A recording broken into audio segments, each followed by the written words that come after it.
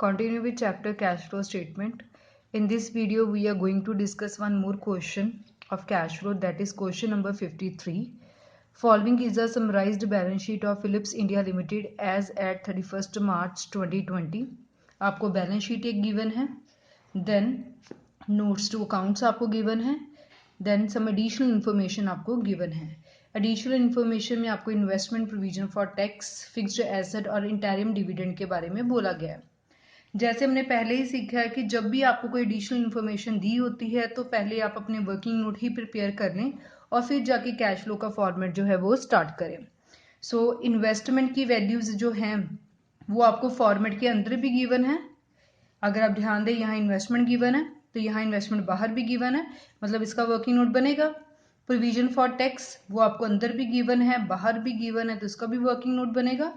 Fixed asset आपको format के अंदर भी गिवन है, टेंजिबल एसेट्स, और यहाँ फिक्स्ड एसेट्स आपको गिवन है तो इसका भी वर्किंग नोट बनेगा. और इंटरिम डिविडेंड तो हमेशा आपको एडिशनल इन्फॉर्मेशन में ही गिवन होगा, इसका कभी कोई वर्किंग नोट नहीं होगा. सो मतलब आपको इन्वेस्टमेंट, प्रोविजन फॉर टैक्स और फिक्स्ड एसेट्स का अकाउंट जो है प्रिपेयर करना पड़ेगा. सो पहले हम वही कर लेते हैं. सबसे पहले हम बनाएंगे प्रोविजन फॉर टैक्स का अकाउंट. सो मैंने फॉर्मेट पहले ही ड्रॉ कर लिया है.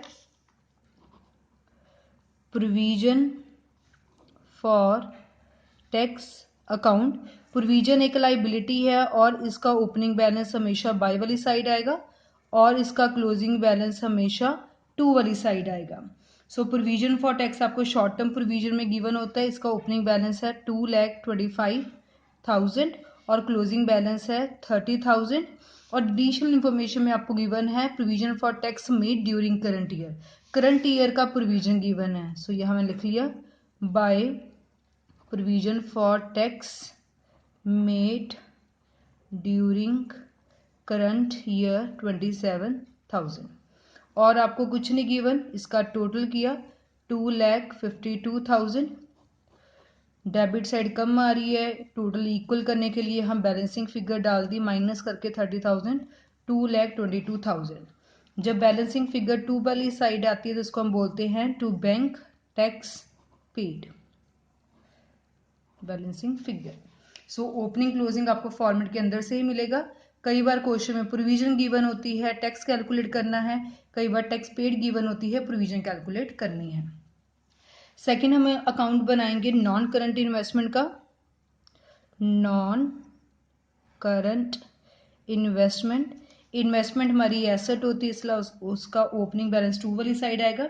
इन्वेस्टमेंट का ओपनिंग बैलेंस है 1,50,000 और क्लोजिंग बैलेंस बाय वाली साइड आएगा. By balance carry down that is 1,80,000.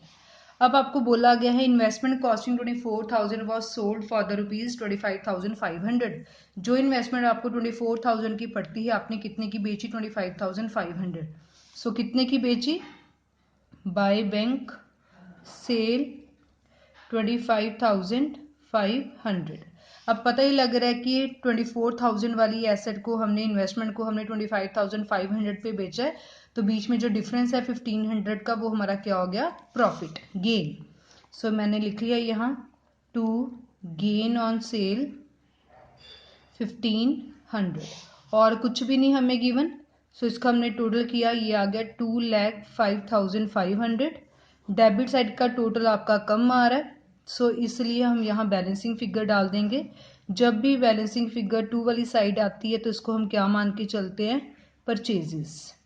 Minus करके बैलेंसिंग फिगर आ गया 54,000. लास्ट में हम अकाउंट बनाएंगे फिक्स्ड एसेट्स का. एसेट है, इसका भी ओपनिंग बैलेंस टू वाली साइड आएगा. To balance brought down 12 lakh आपको गिवन है. क्लोजिंग बैलेंस बाय वाली साइड आएगा. By balance carry down 9,60,000. अब आपको गिवन है कि जौन सी एसेट आपको 30,000 की पड़ती थी उसको आपने कितने का बेचा? 36,000 में. कितने का बेचा? 36,000 में. तो यहाँ लिख दिया हमने बाय बैंक सेल 36,000. 30 वाली एसेट हमने 36 की बेची है तो बीच में 6,000 का हमारा फायदा आ गया. To gain on sale 6,000. और आपको कुछ भी नहीं गिवन, तो टोटल करेंगे इसमें डेबिट साइड का टोटल ज़्यादा आ रहा है 2,06,000, क्रेडिट साइड का कम आ रहा है। अब जो बैलेंसिंग फिगर होगी उसको हम क्या लेंगे, डेप्रिसिएशन। हमने सीखा हुआ है कि जब बैलेंसिंग फिगर क्रेडिट साइड आती है पहले हम सेल्स लिखते हैं फिर हम डेप्रिसिएशन।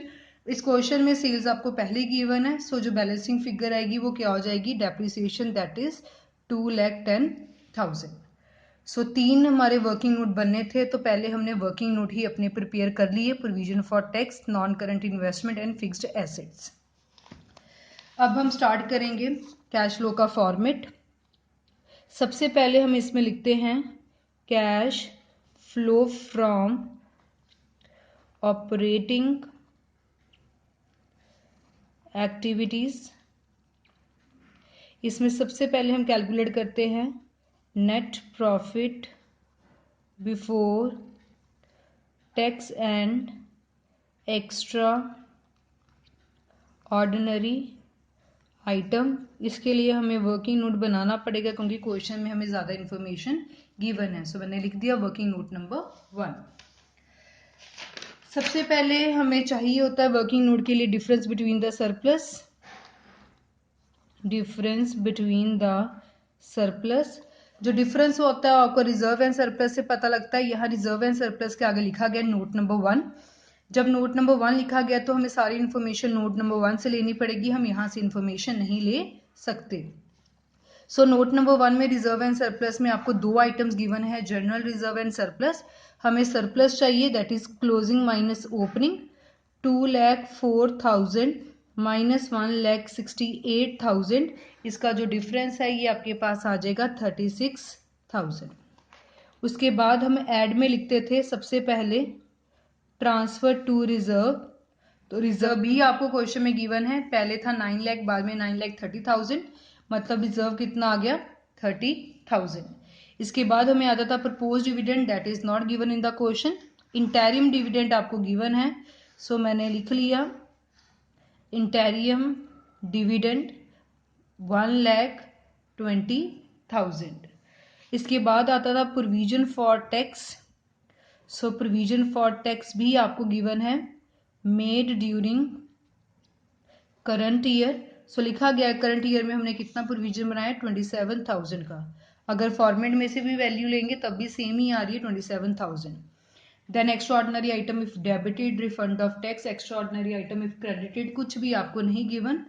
So that's over. इन सबको हमने प्लस किया तो ये आपके पास आ गया 2,13,000। सो ये फाइनल वैल्यू है 2,13,000। इसको हम कहाँ ले जाएंगे, अपने कैश फ्लो के फॉर्मेट में। सो मैंने यहाँ लिख लिया 2,13,000। इसके बाद हम करते थे adjustments for non cash and non operating items. सबसे पहले हम इसमें ऐड करते थे डेप्रिसिएशन। एज सच डेप्रिसिएशन हमें क्वेश्चन में नहीं गिवन, बट जब हमने वर्किंग नोट बनाया था तो हमारी बैलेंसिंग फिगर आई थी डेप्रिसिएशन। सो ये वाली डेप्रिसिएशन अब हम यूज करेंगे। सो यहाँ मैंने डेप्रिसिएशन लिख ली 2,10,000। उसके बाद हमें चाहिए होता था फॉर्मेट के अकॉर्डिंगली गुडविल, पेटेंट, ट्रेडमार्क, अमॉर्टाइज्ड। कोई भी इंटेंजिबल आपको क्वेश्चन में नहीं गिवन। देन किसी भी तरह का कोई भी इंटरेस्ट वो आपको नहीं given. Loss on sale of fixed asset नहीं given. Increase in provision for doubtful debt नहीं गिवन। सो लेस ऐड में आपको एक ही आइटम गिवन थी, इसको ऐड कर लिया, ये आ गया 4,23,000। फिर हम लेस करते थे dividend income, interest income, rental income, वो आपको क्वेश्चन में नहीं गिवन। देन गेन्स, हमने वर्किंग नोट बनाए थे, उसमें हमारा gain on sale of investment आया था 1,500 का और gain on sale of fixed asset आया था 6,000 का। सो ये दोनों गेन अब हम यूज करेंगे। सो लिख लिया मैंने gain on sale of investment, gain on sale of fixed assets, ये लेस में आइटम है। सो 1,500 माइनस कर देंगे और 6,000 माइनस कर देंगे 4,23,000 से। माइनस करके मेरे पास आ गया 4,15,500। अब ये जो आंसर है इसको हम क्या बोलते हैं, operating profit before working capital changes.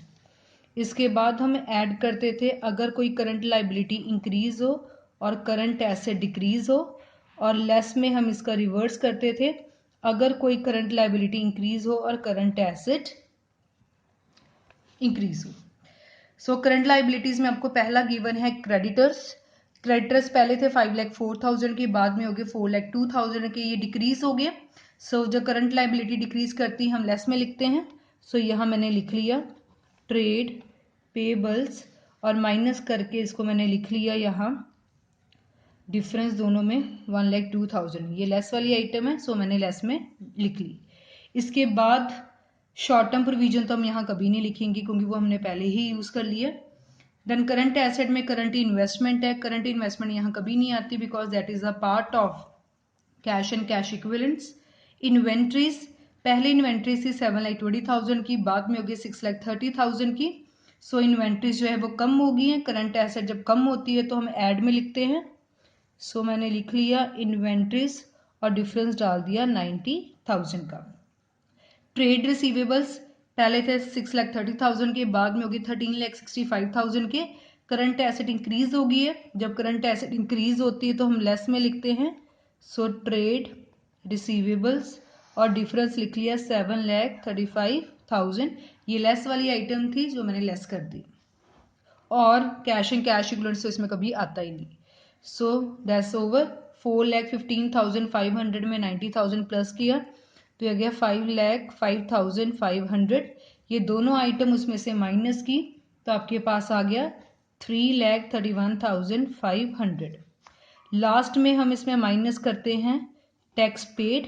As such tax paid आपको क्वेश्चन में नहीं गिवन, बट जो हमने इसका वर्किंग नोट बनाया था प्रोविजन फॉर टैक्स का, इसमें हमने बैलेंसिंग फिगर कैलकुलेट की थी टैक्स पेड 2,22,000। अब हम ये वाली वैल्यू जो है यूज करेंगे।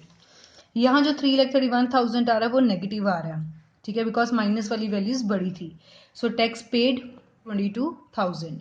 सो ये माइनस माइनस प्लस हो जाएंगे और आपके पास जो फाइनल आंसर है वो आ गया 5,53,500 नेगेटिव में आया है। जब नेगेटिव में आता है तो हम क्या करते हैं, हम लिखते हैं cash used in operating activities. So हमारी सेकेंड एक्टिविटी होती है cash flow from investing activities. इसमें हम बात करते हैं फिक्स्ड एसेट्स की और नॉन करंट इन्वेस्टमेंट की।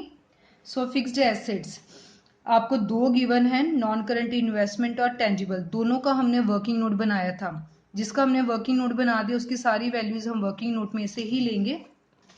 सो आपको यहाँ सेल ऑफ गिवन थी, आपको यहाँ परचेज गिवन थी। फिक्स्ड एसेट में भी आपको सेल गिवन थी, यहाँ परचेज नहीं है तो सेल को हम पॉजिटिव लिखते हैं, परचेज को हम नेगेटिव लिखते हैं। सो यहाँ मैंने लिख दिया सेल ऑफ इन्वेस्टमेंट, ये पॉजिटिव आ गया मेरे पास 25,500। परचेज ऑफ इन्वेस्टमेंट ये नेगेटिव आ गया मेरे पास 54,000। Then sale of fixed assets ये मेरे पास आ गया 36,000 पॉजिटिव। ये सारी वैल्यूज मैंने वर्किंग नोट में से ली है। इसको सॉल्व कर लिया, ये मेरे पास आ गया 7,500 पॉजिटिव। पॉजिटिव आया तो मैंने लिख लिया cash flow from investing activities. Then moving to next, our third activity is cash flow from financing activities. इसमें हम शेयर्स की बात करते हैं। शेयर्स पहले थे 13,50,000 के, बाद में भी 13,50,000 के, नो इंक्रीज नो डिक्रीज तो यहाँ नहीं आएंगे। 10% मॉर्गेज लोन, अब देखो पहले लोन कोई भी नहीं था, बाद में हो गया 8,10,000 का, तो ये हम मान के चलते कि जो हमने लोन लिया बिल्कुल साल के आखिरी दिन लिया, इसलिए इसके ऊपर कोई इंटरेस्ट भी हम कैलकुलेट नहीं करेंगे। सो हमने लिख लिया रेज ऑफ मॉर्गेज लोन, क्योंकि साल के बिल्कुल लास्ट दिन लिया तो इंटरेस्ट कोई बनता ही नहीं है। 8,10,000 पैसे आए हैं पॉजिटिव। इसके बाद जो हमने इंटेरियम डिविडेंड दिया था वो हमने लिख लिया। इंटेरियम डिविडेंड पेड, ये पे किया है 1,02,000 आपका आ गया नेगेटिव में। इसको हमने यहाँ लिख लिया, ये आपके पास आ गया 6,90,000 पॉजिटिव में।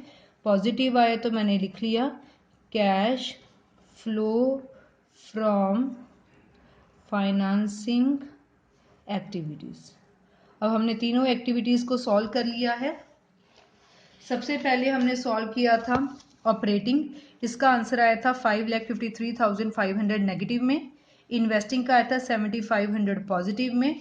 फाइनेंसिंग का आया 6,90,000 पॉजिटिव में। जब हमने तीनों को सॉल्व किया तो आपके पास जो फाइनल आंसर आया दैट इज 1,44,000 पॉजिटिव में। पॉजिटिव आया तो मैंने लिख दिया net increase in cash and cash equivalents. अब इसमें मैं ऐड करती हूँ opening balance of cash and cash equivalents and current investment, क्योंकि आपको क्वेश्चन में करंट इन्वेस्टमेंट्स भी गिवन है। सो करंट इन्वेस्टमेंट का ओपनिंग बैलेंस है 17,000 और इसका बैलेंस है 4,30,000। करंट इन्वेस्टमेंट का है 17,000 और कैश एंड कैश इक्विवेलेंट्स का है 4,30,000। तो इसको प्लस करके मेरे पास आ गया 5,91,000। ये किसके इक्वल होना चाहिए?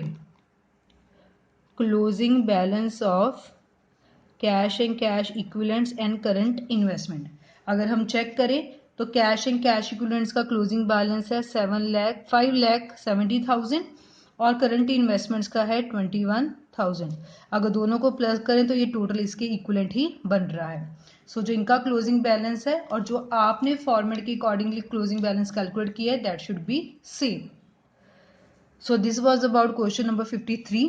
सो पहले वर्किंग नोट बनाकर फिर ही कैश फ्लो को आप प्रिपेयर करें, क्योंकि कई बार जो इन्फॉर्मेशन है हमें वर्किंग नोट में से ही मिलती है, like we get some missing values from these working notes.